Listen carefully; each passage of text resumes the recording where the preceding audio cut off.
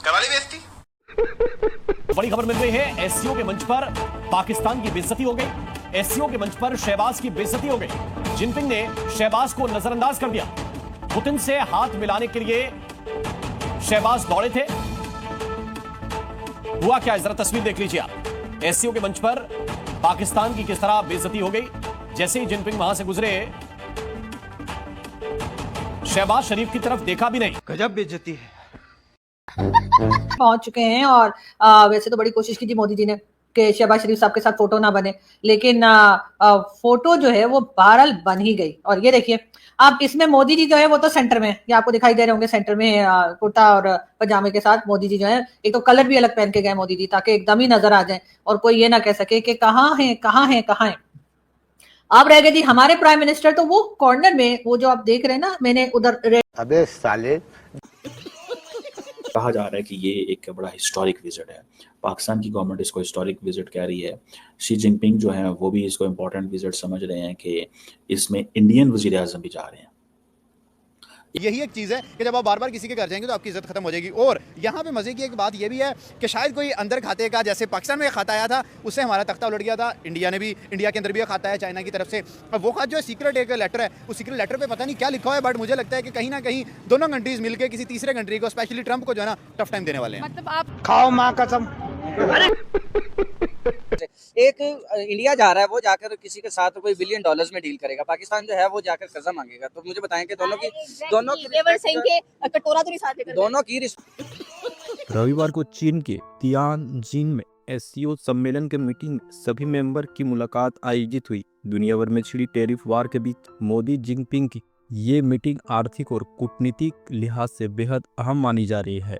यहाँ पीएम मोदी का भारतीय समुदाय ने गर्मजोशी के साथ स्वागत किया। मोदी ने भारतीय समुदाय के लोगों से मुलाकात की और उनसे काफी बातचीत भी की। वे 31 अगस्त से 1 सितंबर को एससीओ समिट में हिस्सा लेने जा रहे हैं। लेकिन दोस्तों, इस पूरे सम्मेलन के बीच पाकिस्तान के प्रधानमंत्री शरीफ की हालत देखने लायक थी। ना कोई भव्य स्वागत, ना कोई स्पेशल एंट्री, यहाँ तक कि उनके इंतजार में कोई बड़ा चीनी मंत्री मौजूद भी नहीं था। सबसे बड़ा और वायरल मोमेंट तब आया जब एससीओ के सभी नेता खड़े थे और रूस के राष्ट्रपति पुतिन सभी से हाथ मिला रहे थे। लेकिन जैसे ही वे पाकिस्तान पीएम शरीफ के आगे पहुंचे, उन्होंने पूरी तरह इग्नोर करके आगे बढ़ गया। शरीफ बेचारे हाथ जोड़कर पीछे से नमस्ते करते नजर आए। ये मोमेंट कैमरे में कैद हो गया, जो फिलहाल सोशल मीडिया पर बहुत तेजी से वायरल हो गई है। अब इस घटना पर पाकिस्तान मीडिया का रोना धोना शुरू हो चुका है, लेकिन हकीकत यही है कि एससीओ समिट में पाकिस्तान की फजीयत सबके सामने उजागर हो गई। इसलिए और ऊपर से कलर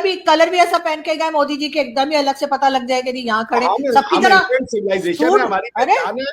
हम क्यों सूट पहन के जाना था। तो हम भी एशियन सिविलाइजेशन है सर, ये और बात है, अंग्रेजों ने बड़ी हुकूमत की है। आप अरबी सिविलाइजेशन है, आपका एंशिएंट सिविलाइजेशन है। आप तो अभी 1400 साल के हैं, हमारी हिस्ट्री है 14,000 साल की, आप 1400 साल के हैं। नहीं, मुझे ये इसमें कोई साजिश की बू आ रही है सर। अरे क्या क्या करूं मैं इसका? नहीं, वो बू नहीं है, वो खुशबू है। देखिए आप लोगों ने जान के मोदी जी को ये ड्रेसिंग करवाई है ताकि वो अलग ही दिखे, और हमारे प्राइम मिनिस्टर तो सबकी तरह सूट टाई लगा के गए, तो बेचारे दिखाई कोई नहीं दे रहे। मैंने खुद बड़ी मुश्किल से पहचाना। एक फोटो आप दिखा दिए जब से वो प्रधानमंत्री बने सूट टाई में, वो हमेशा इसी में जाते हैं, बल्कि भारत के किसी प्रधानमंत्री की फोटो आप सूट टाई में दिखा दिए, नहीं जाते हमारे यहाँ। दूसरे बरियाज़म से आकर करेगा। चाइना तो बिल्कुल अंदर बैठा हुआ है, तो चाइना जो है वो फर्स्ट स्टेप यही लेगा कि मतलब मैं जाकर इनके साथ वो करूँ। आप देखें, नरेंद्र मोदी इंडिया के साथ ट्रेड करनी है तो साफ जा रहा है उनके पास एक ही अथॉरिटी होती है। पाकिस्तान की तरह नहीं कि हर कोई अपनी जगह पे अथॉरिटी बन के बैठा हुआ है। तो मतलब इंडिया वहाँ पे वजीर आजम के पास प्रॉपर जो है वो अथॉरिटी प्रोटोकॉल। पहले भी जब गए थे कह लें कि चाइना के अंदर इसी साल हमें नजर आए थे, तो पाकिस्तान और इंडिया की कुछ बनती हुई दिखाई नहीं देखी। यहाँ पर क्या लग रहा है कि दोनों के स्टांसेस को कुछ ज्यादा इंपॉर्टेंस दी जाएगी। इंडिया तो डेफिनेटली अपना स्टांस सामने रखेगा और उसके स्टांस को इंपॉर्टेंस भी दी जाती है। हाँ, तब ख्वाजा आसिफ गया था मेरे ख्याल, वजीर खारजा वजीर दिफा जो है पाकिस्तान का, और इंडिया के भी वजीर दिफा थे। तो तब तो बिल्कुल ही हालात बिल्कुल कशीदा थे। तब तो मेरे ख्याल जंग बिल्कुल ताज़ा हुई थी, तो हवाएं हर तरफ गर्म थी। लेकिन अब ये पॉजिटिव इकदाम है। आप देखें, शहबाज शरीफ और नून लीग का वैसे भी इनके ऊपर एक इल्जाम कह लो या एक पॉजिटिव बात जहाँ तक मुझे लगती है वो ये है कि मतलब इंडिया के साथ इनके ताल्लुकात अच्छे ही रहते हैं। तो ये बेहतर है कि मतलब झूठ पे झूठ बोलती जा रही है। ऐसे तो कहा जा रहा है कि ये थॉ है दोनों कंट्रीज के बीच। ये जो एससीओ है इसके अंदर भी हो सकता है कि एक ऐसे सिनेरियो में कि जब मैंने आपको ये बताया कि न्यू अलायंसेस बन रहे हैं और जो अमेरिका के साथ इंडिया का एक लड़ाई चल रही है, एक कॉन्फ्लिक्ट चल रहा है टैरिफ की वजह से, तो कहते हैं कि जो इस वजह से, इसी रीज़न से जो भारत है वो चीन के करीब हो गया, या चाइना जो है वो भारत के करीब हो रहा है इस वक्त से, इस समय से फ़ायदा उठाकर। ऐसी सिचुएशन में शी से भी वहीं पर पाकिस्तान के प्राइम मिनिस्टर शहबाज शरीफ भी निकल पड़े हैं, और वो भी चाइना में। वो कैसे नहीं होंगे, वो तो समंदर से ऊंची नहीं, समंदर से ऊंची नहीं, समंदर से गहरी, पहाड़ों से ऊंची और शहद से मीठी दोस्ती, वहाँ पर वो तो जाते ही आते ही रहते हैं, आपको पता ही है।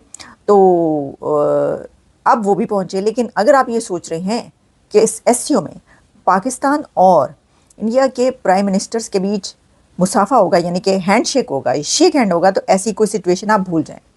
ऐसा कुछ नहीं होने वाला, क्योंकि हमने पहले भी कई एक समिट्स में ये बात की कि जी क्या मोदी साहब जो हैं वो हाथ मिलाएंगे शहबाज शरीफ साहब से, क्या शहबाज शरीफ वेव करेंगे मोदी को, तो ऐसा कुछ नहीं हुआ। और जैसे पहले हमने आपको बताया था कि नरेंद्र मोदी ने हाथ नहीं मिलाया शहबाज शरीफ से, मोदी साहब ने शेक हैंड नहीं किया, जयशंकर ने शेक हैंड नहीं। अप्रोच है कि पाकिस्तान को हमने एज ए कंट्री उस सिचुएशन में रखना है जहाँ पे कभी भी दोनों मुल्कों की अगर नॉर्मलाइजेशन होती है तो उसमें इंडिया का पलड़ा भारी हो, कि हमने जनाब अपनी मर्ज़ी से पाकिस्तान से ताल्लुकात किए।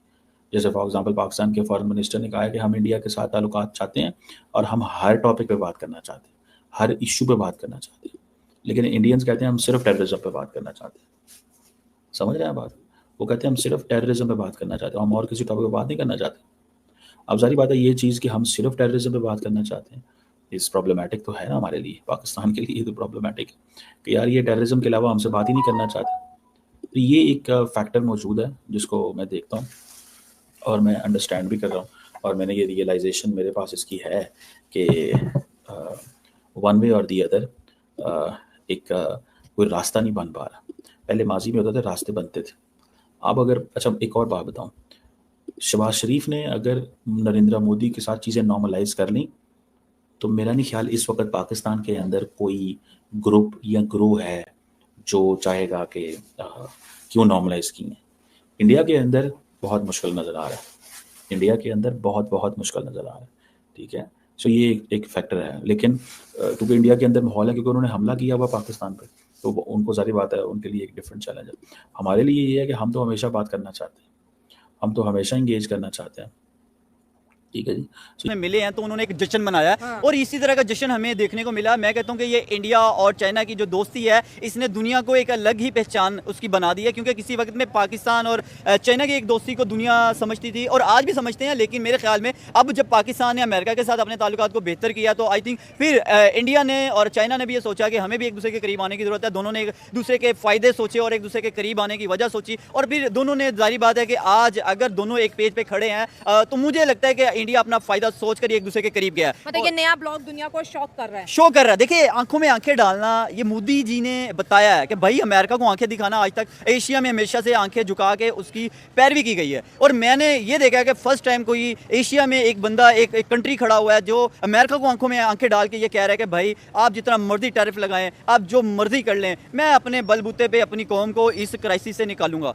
और यकीन करें कि वो अपनी इस क्राइसिस से निकालने के लिए जद्दोजहद कर रहा है। देखिए रशिया एक बहुत बड़ी गेम चेंजर है इस टाइम, और चाइना भी। और रशिया की अगर हम यहाँ पे थोड़ी सी बात करते चले तो रशिया से क्रूड ऑयल लेना इंडिया के लिए एक फायदेमंद भी है, और देखिए और फिर रशिया ने